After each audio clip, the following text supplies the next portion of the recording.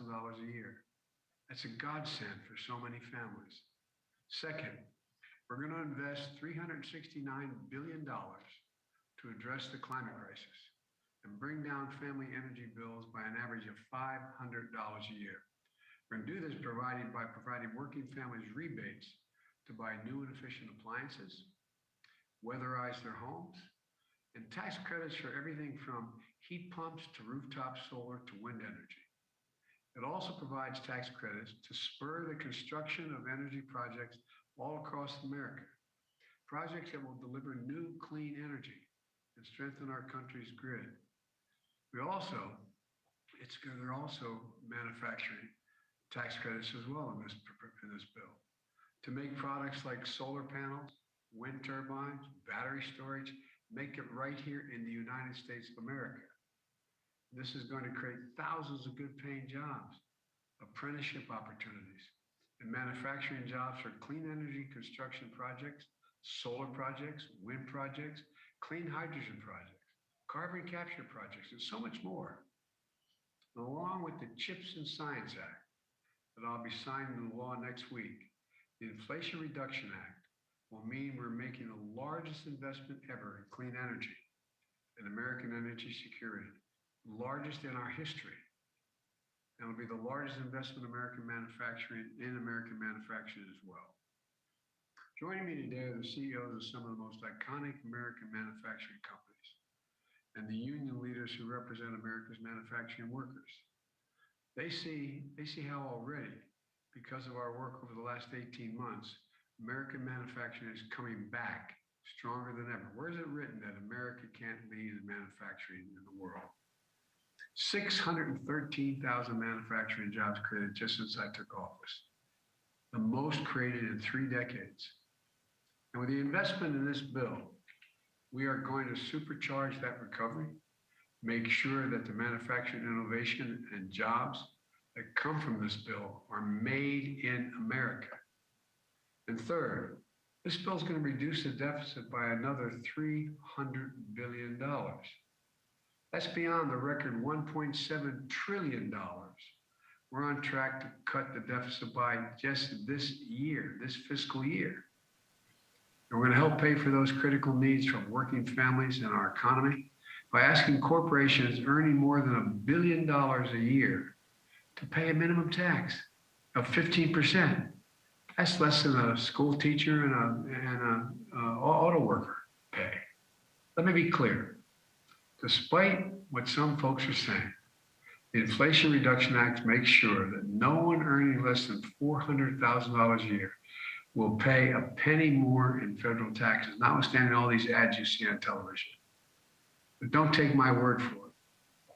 Nearly 130 economists, 7 Nobel laureates in economics, former Treasury secretaries, the Federal Reserve Vice Chair, former director of the Congressional Budget Office, wrote that this bill will, quote, fight inflation and lower costs for American families while setting the stage for strong, stable, and broadly shared long-term economic growth, end of quote. So, look at the facts. So let me close with this. The Inflation Reduction Act lowers prescription drug prices, lowers health insurance premiums, invests in clean energy that will create jobs and economic opportunities for business and labor, reduces the deficit, and makes common sense reforms to our corporate tax code. These are the facts. One more thing.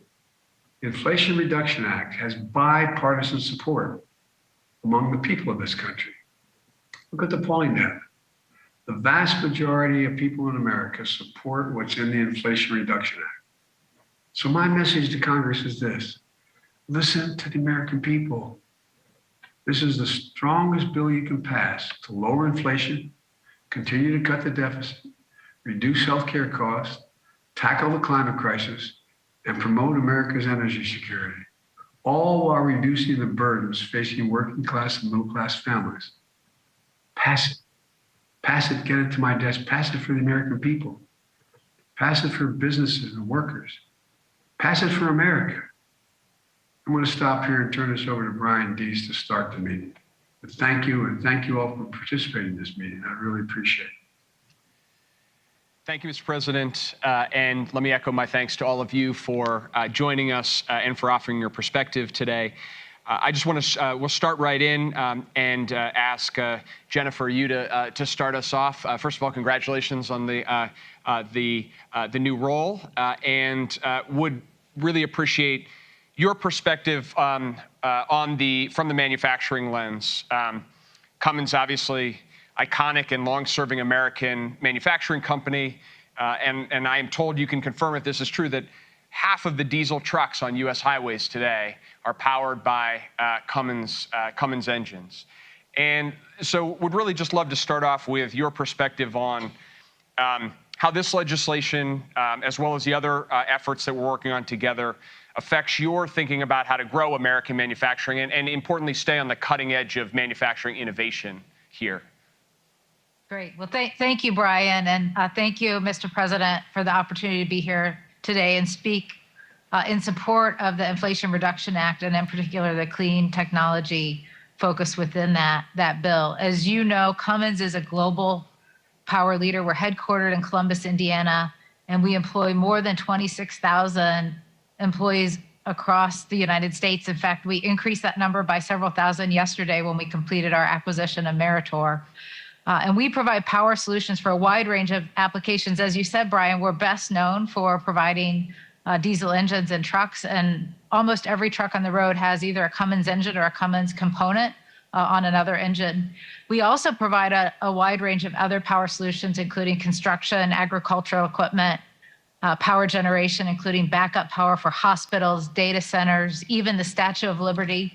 And Mr. President, I thought you might be interested to know that we provide the locomotive engines for Amtrak's Northeast Corridor as well. We have a long history of ensuring that everything we do leads to a cleaner, healthier, safer environment. We've set an environmental sustainability goals that by 2050, all of Cummins' products, our operations and facilities will achieve carbon neutrality, and that's aligned with the Paris Climate Agreement and the United States' own carbon reduction goals. And we truly believe that we can do things that are good for the environment and for our customers and our business. Decarbonization is critical. I read the news now almost every day that talks about record temperatures, fires in the West, flooding in Kentucky. Climate change is real, and we have a responsibility to deal with it, and we have an opportunity to leverage that for growth in our business and for strengthening America innovation and competitiveness. To do that and to have the biggest impact and help our customers as we make this transition, create good paying American jobs, we need the right policies and incentives for infrastructure development and deployment of new and improved technologies. And many of those market-based incentives that we think are needed are included in the Inflation Reduction Act. We think that the comprehensive scope of energy provisions, from power generation to transportation to hydrogen production, are all important pieces of the decarbonization puzzle, and they're important to ensure we have wells to wheels decarbonization in hard to abate sectors like those that we serve. The tax credits for low carbon fuel production, including renewable natural gas and renewable diesel fuel, are needed. These alternative fuels can lower NOx and carbon emissions in many vehicles that are already in use. For new trucks, the 30% investment tax credit included for low and no carbon trucks and their respective charging and fueling infrastructure are critical to help fleets afford newer technologies like hybrid and battery and fuel cell powered vehicles as we continue to advance and scale up these technologies and make them more cost competitive and ensure our customers are successful in their businesses as well. The clean hydrogen production credit is essential to creating a robust domestic hydrogen economy, so we can compete with Europe and East Asia that are focused on doing that today. And finally, we think that tax incentives for fuel cells, energy storage, and microgrids will help accelerate more efficient solutions for stationary power. So we think these provisions make these new and low carbon technologies more affordable, accelerating infrastructure development and deployment throughout the economy. And by reducing some of the cost gap between traditional power and these newer solutions, we can advance their viability and make them a reality. So thank you again for the opportunity to be here and to support the Inflation Reduction Act, which is good for the economy and the environment. Well, thank you. Is it all right if I ask you a question, Brian? Of course, Mr. President. Yeah, first of all, you got me back and forth to Wilmington, Delaware, to Washington, D.C. for a long time on Amtrak. Thank you. You're welcome. We're going to make a big investment in clean technology manufacturing facilities, like the facilities that make electric vehicles. How important will this investment be in building out the electric vehicle supply chains? Because it seems to me that's one of the, I mean, everybody's looking at doing that. We seem to, I think we have enormous opportunity here. Yeah, I agree, Mr. President. There's a lot of work to build out those supply chains, to build out the infrastructure, to move to these new and a variety of different fuel and technology types. And we see a significant opportunity to increase U.S. manufacturing capacity and grow jobs here and all these different technologies that support our strategy, Destination Zero, to decarbonize our industry. So we're excited for the opportunity to bring some of those solutions here in the U.S., export those technologies globally, increase America's economic competitiveness as we focus on this. And Cummins has done this before. We actually made diesel technology viable for commercial trucking applications. And we see the Inflation Reduction Act as one key piece of accelerating our journey and really transitioning our applications to technologies of the future like battery, fuel cell, electric, and green hydrogen.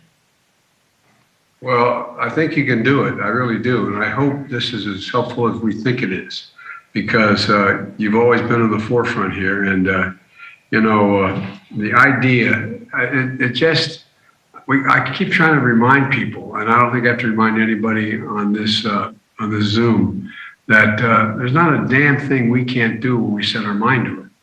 We have never failed in trying to break through, no matter what. I mean, over the last 100 years. And I think this presents an enormous opportunity for a healthier environment, a cleaner environment, a cheaper environment for people to get by on. And at any rate, I am really optimistic. And I want to thank you very much, Jennifer, for being willing to come and talk to us about it. Because we'll be talking, we'll be talking a lot more. Yeah. Thank you, Mr. President. So, Mr. President, I was going to ask, we'll go from heavy-duty commercial to light-duty vehicles. And Mary, thank you for being here. And just wanted to get your perspective on, broadly the automotive sector and the manufacturing opportunity that you see here, and how this bill and the other things we're working on will affect your perspective on where we can take the sector in this country. Ma'am, you. Great. Well, Brian, thank you. And Mr. President, thank you as well. I today am at one of our manufacturing facilities. By the way, we owe you big. You started all this. I remember our conversation. No, I'm serious. I am serious. Well, we're working hard, and I'm actually at one of our manufacturing facilities in Ohio today, and I'm very pleased to participate on behalf of GM and to have the opportunity to add GM's voice in support of the Inflation Reduction Act as currently proposed. And Mr. President, I also want to thank you for your leadership, your engagement with congressional leaders and a broad set of stakeholders over the last year, I believe has really helped us get to this point. At GM, we believe we are at an inflection point, and one that as we take these steps, we can create a much brighter future for America. As we talked about the transition to an all-electric future, Mr. President, you saw what General Motors saw and continues to see.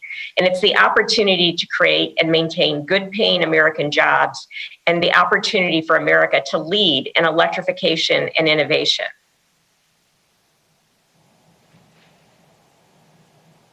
General Motors is committed. We've already announced historic investments in the United States.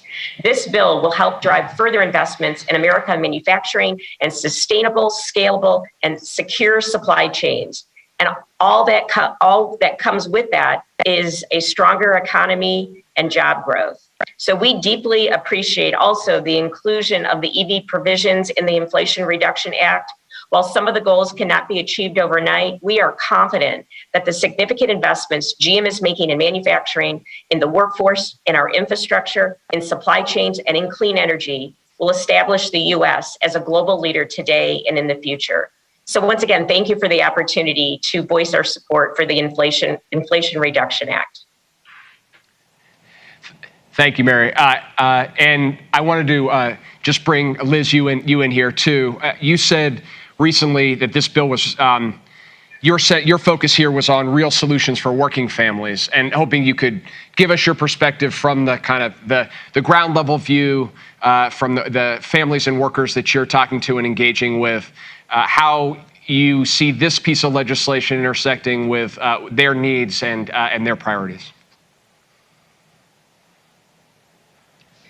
Absolutely. Thank you, Brian. Hello, everyone. I, too, want to start by thanking President Biden and the administration for your commitment to American manufacturing, and, of course, for inviting us to be a part of this conversation today. I think it's a great mix of labor and business leaders, and it shows how important and historic the Inflation Reduction Act is. And I'm bringing the voice of our 57 unions, 12.5 million members who believe this bill is going to help us reshape the future and deliver real help to working families by reducing rising energy and healthcare costs. And when I'm on the road talking to working people, they're worried about making ends meet. And so these steps to lower healthcare costs, especially the high cost of prescription drugs, investing in our clean energy future, addressing our broken tax code, this is going to deliver fundamental economic change across America. And by the way, asking the top 150 or so companies to start paying their fair share of taxes is music to our ears. And let's just be clear, asking 150 of the largest, most profitable companies to pay a minimum of 15% in taxes is not going to harm manufacturing investment in the US. In fact, much of the revenue created by this tax would be from companies who have historically dodged taxes by manufacturing overseas. So our members are especially excited about the historic clean energy investment that this bill would make, because as was said, it's going to create millions of good jobs for working people and cut climate pollution by 40%. So this is what we need to jumpstart the clean energy transition, address the climate crisis, make clean energy more accessible and affordable. And these investments would actually decrease the cost of domestic clean energy by over 1/3. And so that's going to be a game changer for consumers. But we have to look at the other side of the coin too. And this bill does that by keeping the working people who are going to make that future possible front and center. And not only will it direct investments to underserved communities, it will also make sure that high working standards and high environmental standards can go hand in hand. And it shows that it's not a choice. We can do both. And so including the labor standards, domestic content requirements on the tax incentives, that's going to create good paying jobs in construction, manufacturing right here in America. Of course, the prevailing wage and apprenticeship provisions will make sure that these investments not only help strengthen the environment, but are strengthening our economy and that pathway to the middle class. And so that's how we create lasting change that working families need. So I just say we see this bill as a major step forward. It's going to improve the lives of working people. It's going to improve lives for seniors who are trying to pay for their prescriptions, kids who are going to have a healthier planet to live on. So we are united in support for this legislation. We urge Congress to move it quickly, get it passed and signed into law, get it to the president to sign. Thank you.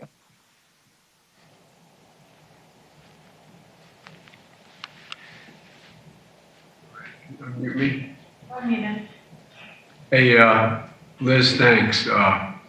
And Mary, you guys are a hell of a team. What's going on? You know, one of the things that, and you heard me say this before, my dad used to have an expression. He said, "The job's about a lot more than a paycheck. It's about your dignity. It's being able to look your kid in the eye and say, it's going to be okay. It's going to be okay." The only way we're going to be able to do that for American workers is make sure that we continue to grow and create good paid jobs.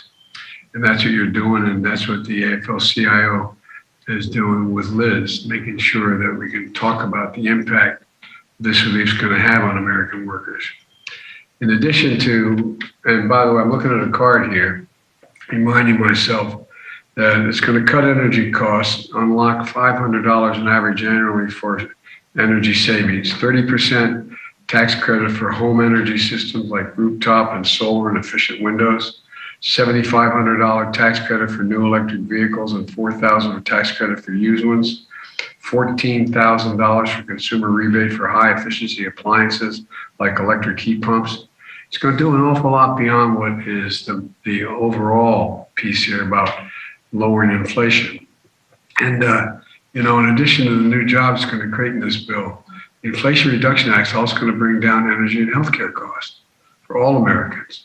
And it's going to impact on this relief will have on American workers is real. Liz, do your folks talk about that? Do we talk about how it's going to actually, you know, reduce healthcare costs, prescription drug costs, et cetera? Absolutely, Mr. President. I would say that that is what's most on people's mind is, you know, can they afford to pay their healthcare premiums? Can they afford to put food on the table for their families? And so bringing down costs for workers is exactly what we need in this moment, and that's what this bill does. And so I know Ray Curry's on here with me. That's exactly what we're trying to do, is get the message out there, because as you know, there's often a disconnect in what happens in Washington to what happens at the grassroots and community level. So that's our job as, you know, leaders in the labor movement and working with our members and working people every single day to make sure people recognize what this bill is going to do, and so that they see the impact in their communities and in their wallets. And Mary, what General Motors is doing, I find absolutely amazing. Your commitment to moving toward clean energy, commitment to electric vehicles, about being able to meet the 2050 international standard, et cetera. You're going to do it before then. And I just think that General Motors can play a gigantic role, and other companies around the world are going to follow, because you're going to be leading the world. One of the things that I must admit, in total disclosure, I've spoken to the chairwoman about the possibility of my being able to buy one of those Corvettes that are electric vehicles that, you know, when they come out. I'm not going to be able to do it because I can't drive a vehicle while I'm president, any more than I could when I was vice president. But I think we can change the face of the country with this legislation and reduce inflation, not increase it. Mary, do you have any closing comment you want to make? Just that, Mr. President, I completely agree with you.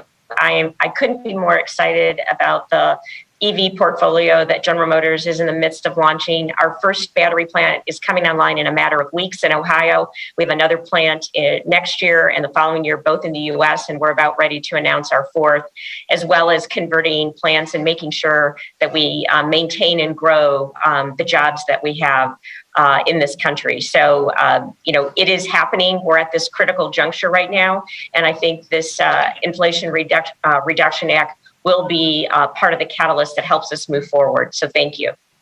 Well, you guys are doing a heck of a job. I really mean it. I want to thank you very, very much. I know there's more people want to speak, and we're going to hear more, but I just can't tell you how much I think you have collectively moved this whole movement of getting to clean energy, creating jobs, increasing environmental protection, reducing everything from drug prices on, matters. This is one of those inflection points in history. And you all are at the forefront of it. All of you on the screen. We haven't gotten even to most of you yet. But again, thank you both very, very much. Appreciate it. And Mr. President, on the topic of drug prices and healthcare prices as well, I wanted to bring Greg Adams in, and you're serving actively now, I think 12 million patients and close to 2 million Medicare beneficiaries. And so would love your perspective on the healthcare elements of this, particularly in light of what both the President and Liz Schuler said about it being top of mind to people, healthcare premiums, drug pricing, and your perspective.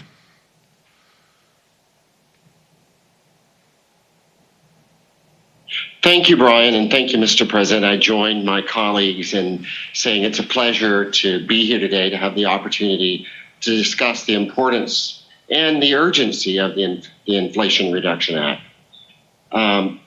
We see this important piece of legislation as being critical to helping millions of Americans continue to have access to affordable health care coverage. And it begins to curb the unsustainable drug prices. And of course, as you've heard, it addresses climate change. At the heart of Kaiser Permanente's mission is a belief that all people deserve access to high quality, affordable health care. Millions of Americans will benefit from the extension of the Expanded Affordable Care Act subsidies through 2025, which will continue to make health care and coverage more available and affordable for our people. Since the enactment of the expanded subsidies, marketplace enrollment has reached an all-time high of 14.5 million people nationwide. And premiums became more affordable, or as premiums became more affordable, millions of Americans saw increased access to $0 plans and low-cost plans with premiums of less than $50 per month. These expanded subsidies were set to expire, so this legislation is just in time for millions of Americans. At Kaiser Permanente, we're deeply concerned about the burden high drug prices impose on our members, on whose behalf we buy over $10 billion of drugs every year, and we prescribe more than 90 million prescriptions annually. So while we believe it's essential to ensure that drug manufacturers are rewarded appropriately for providing real innovation, it has to be done in a sustainable manner and not just allowing the highest possible price. The target approach here achieves an appropriate balance of those concerns. And the Medicare Part D changes protect seniors from the risk of very high drug costs and ensures that more seniors have the ability to access and are actually taking the drugs prescribed. Finally, I too note that the tremendous impact on climate change. Climate change is real, it's here, and it is an issue for us as healthcare providers as it disproportionately affects socially disadvantaged communities. So as one of the nation's largest not-for-profit health plans and care delivery systems, each of these issues have a direct impact on our members, our patients, and our communities, and are critical to our ability to carry out our mission to provide high-quality, affordable care, and to ensure that we're helping improve the health of the communities that with which we're in and we serve. So we join our colleagues in encouraging Congress to act without delay to bring the benefits of this important legislation to the American people. Thank you, Mr. President.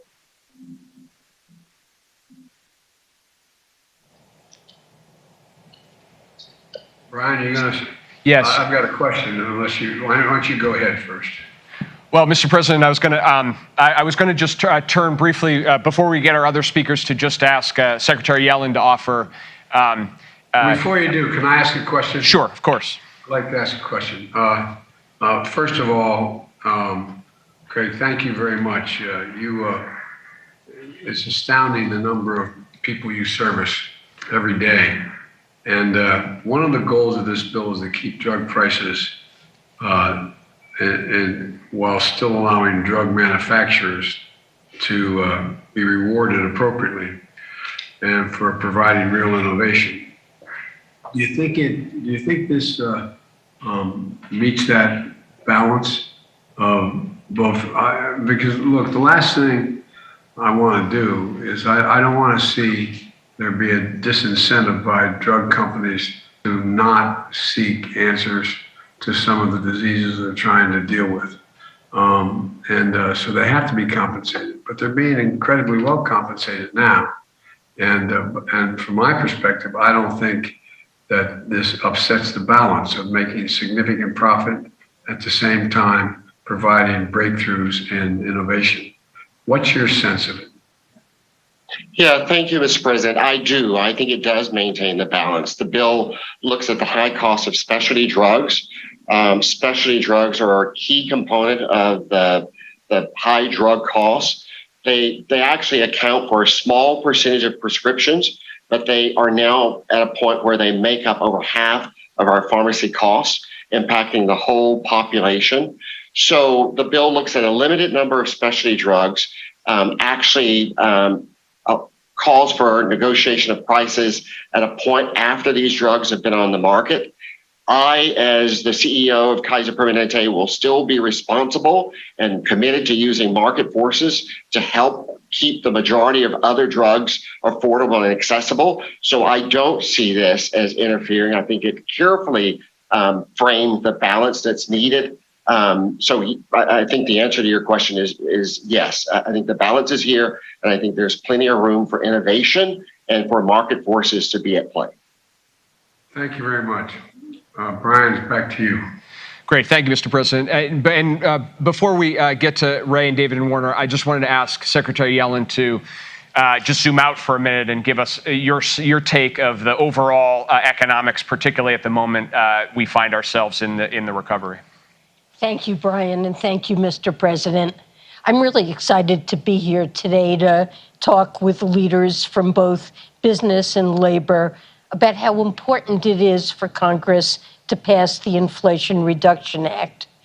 Actually, I convened business leaders myself yesterday to discuss this important legislation. It will address the cost of prescription drugs and health care for millions of Americans, lower energy costs, bolster our energy security, so we don't have to rely on autocrats like Putin. This would be the biggest investment in fighting climate change in our country's history. And this isn't just going to protect us from global energy shocks like we've seen from Russia's illegal invasion. It's also going to create good-paying jobs across our country to power that work. I also think it's important to talk about the revenue streams that make these investments possible. And that means adequately funding the Internal Revenue Service so they can enforce our existing tax laws.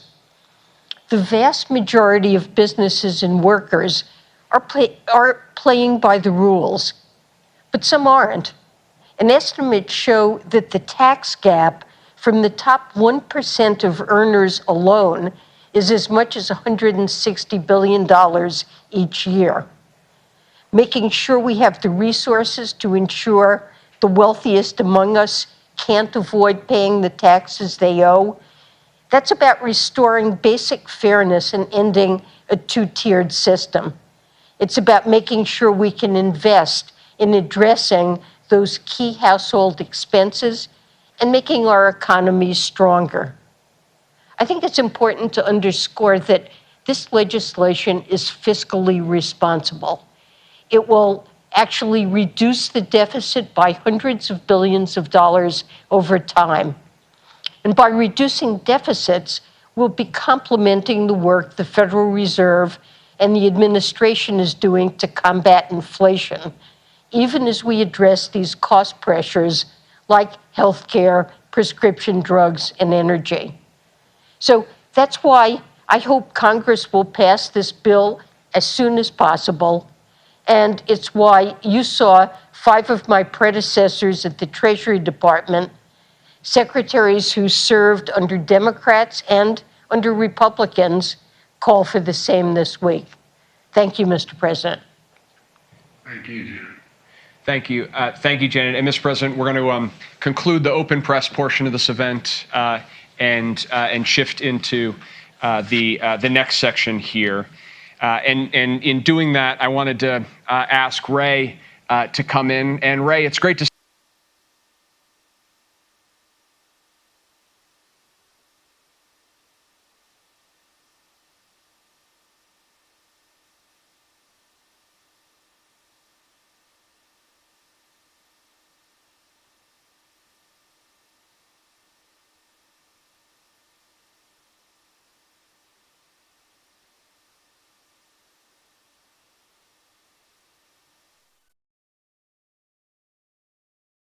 you.